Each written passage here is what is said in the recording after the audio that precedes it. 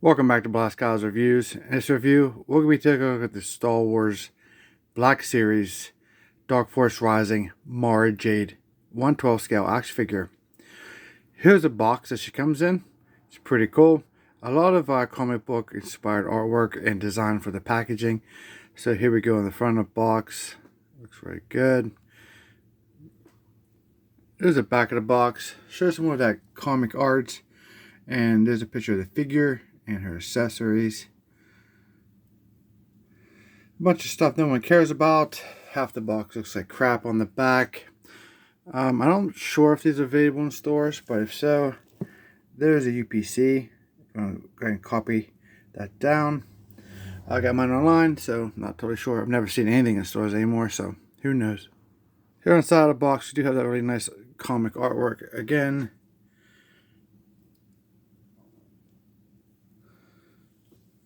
Very cool. On the other side of the box, we have her name, some artwork of her, the Star Wars The Black Series. There on the bottom, not too bad. Now the box has like an inner flap you can open up, and it shows some more artwork on the one side with a TIE fighter, a bio, and on the sides with the Black Series with the Mara Jade figure. Pretty cool. Has this little tab on you can actually just put back in the box if you are trying to maintain your box. And here's the top of the box. Zat. Use that old school Batman comic book feel with those pals and all that stuff. Here's the bottom of the box. Here's the inside of the box. I have to snicker because it's almost like she's in a body bag. Accessories there on the side. It's kind of just weird. It really looks like a body bag. But here's Mara Jade outside the packaging. She looks pretty cool. If you guys don't know who Mara Jade is, Mara Jade was once the Emperor Palpatine's hand, his most trusted assassin. 5 years later, and now a successful smuggler, the last thing Mara expected was to stumble upon a former archenemy, Luke Skywalker. So she was hired by basically Emperor Palpatine to kill Luke Skywalker, but then ultimately, if I remember correctly in the comic book, she killed Luke's clone, and then she fulfilled her debt to the Emperor, and then eventually, I think, fell in love with Luke Skywalker, and she became Mara Jade Skywalker, and the rest is obvious. So I'd recommend you guys look up that lore. It's a pretty good storyline. She looks really cool. I think she would fit perfectly with Luke as his wife. But let's talk about the figure. She looks really good. Nice face sculpt. Just a standard, really no expression on the face sculpt. I like the sculpting in the long hair. Here's a side profile. If we can keep that camera focus, would be okay. It's really good. Here's the back. I like how it has nice and flows. It's like a light brown hair. Nice sculpting there with the strands of hair. Pretty good. She has goggles down inside her scarf here. If you can see, actually, I think there's a part of that. And you can see actually has clear lenses on it, which is very interesting. And so that looks like to be all one piece. And he really went to some detail with that piece. I mean, they could have made that two pieces so you could have the goggles if you would like to have that. But getting around the hair, I guess, would probably be the issue. Now, it looks like this scarf is removable. She basically has her black sleeveless jumpsuit on. Nothing really on her arms besides she has her gloves. The gloves match her scarf, which is cool. She has a brown belt. A little bit of gunmetal there. Really no color on the belt. She does have a pistol case that's strapped to it. And then this isn't a strap here. This is actually sculpted on. And it's glued to here, so you can't really remove that. So that's not a removable piece then.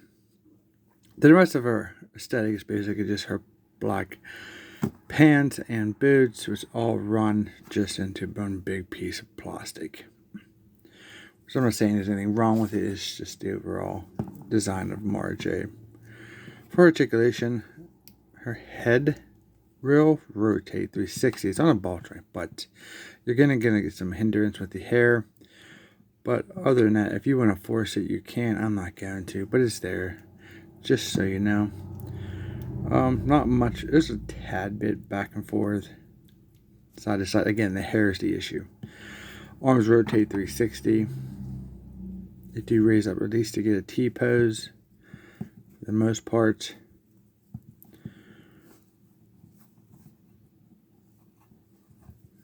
She has single jointed elbows. And her hands will go up and down like this. Spin 360. This one is, oh, we have the in and out. Good. So the in and out on this one. So we have some extra posability there for photography and playability. She has some diaphragm kind of cut here. And it rotates 360. Back and forth. Not a bad range. She does have that cut here at the stomach. I can go back also. Then you can actually really get some, pull all the way back and maybe push, if you can hold on to the bottom piece, push up to give you some different levels of posability there. So it works out really good. There is no waist swivel. It doesn't look like that's all one piece because it's kind of like that comes down in and then these two pieces connect. So it's unfortunate. For the legs, that's it for the split. She can sit there, so that's really good. Pretty decently too. She got that way pretty good. But she can't do the front slide split.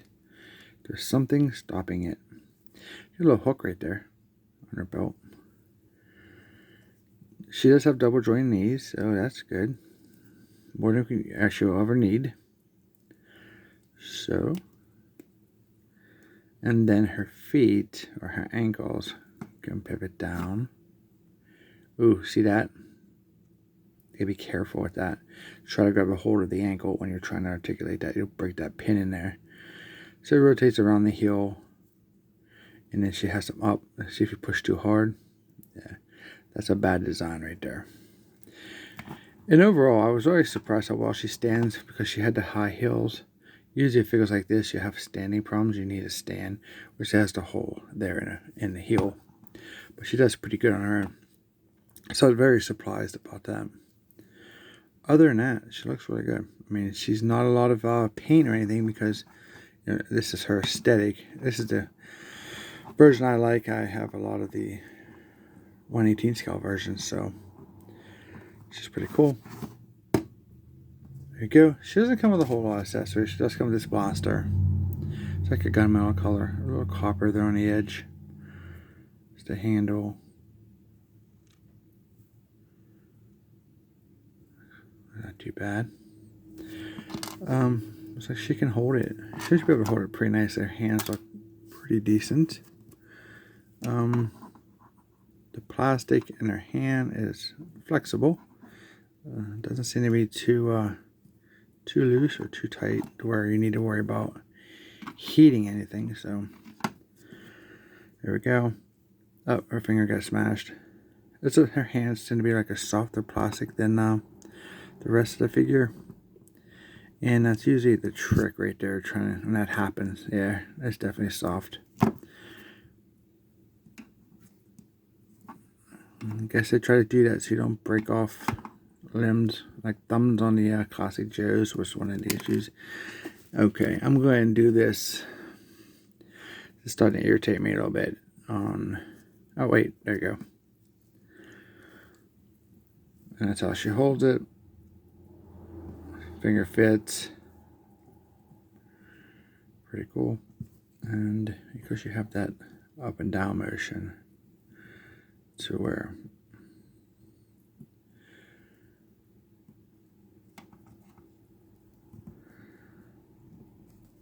pretty cool.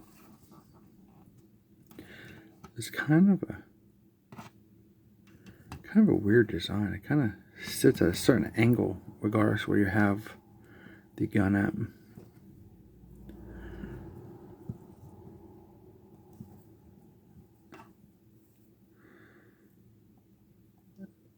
Yeah, because it kind of wants to fall forward when you kind of a little bit. So you kind of compensate for that, I guess. And then, you know, just place to store it, which is great right here, and it fits perfectly. Kind of, yeah, it doesn't fall out, so that's good. Does not have any alternate hands or anything, so you're going to have to use that hand with her lightsaber, which I love the color of this blade and the handle. It is removable. It's a nice color and a nice design. Oh, I see what's going on here. So if you want to storage, which is that's super soft, so that's a pain. Wow, it just wants to fold whenever you try to put it on there. Getting it on there is going to be, there you go. That's how that works. So that's really cool. You can put her accessories on the figure, which is great, but then you still left the blade to store somewhere so it doesn't get lost. Unfortunately, that's the nature of the beast on this one. But that's cool. That's a cool look. And then let's get it off. And she can obviously hold it in her trigger finger hand, which kind of look a little, well, it's kind of weird to me, but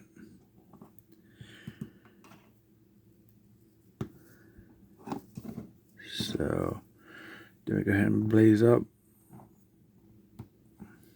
like that, and that's what I figured was going to happen.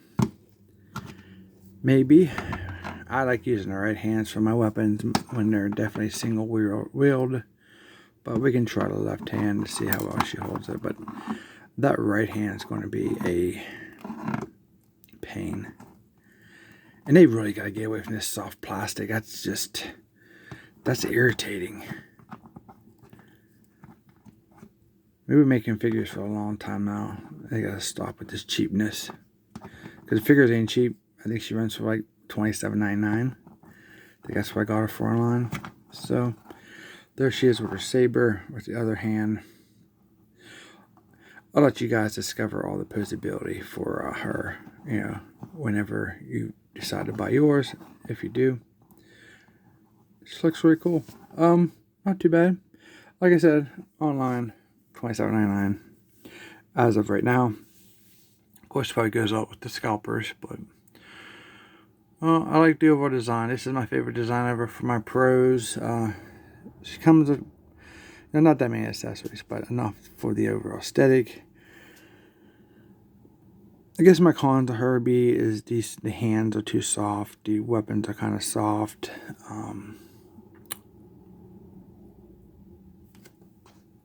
I think the lightsaber handle has a softer plastic too, so not too bad. Maybe I wish this wasn't sculpted on. Maybe a piece I can, if you wanted to remove that entire belt, it kind of pigeonholes you into that look. If you just wanted her in a black jumpsuit, you kind of stuck there because of that strap. Other than that, pretty cool figure. I do recommend her. She's cool. Nice character from Expanded Universe. Hope you guys liked this review. If you did, don't forget to like, share, and subscribe. Comment down below. Let me know what you think about the figure. And we'll see you in our next review.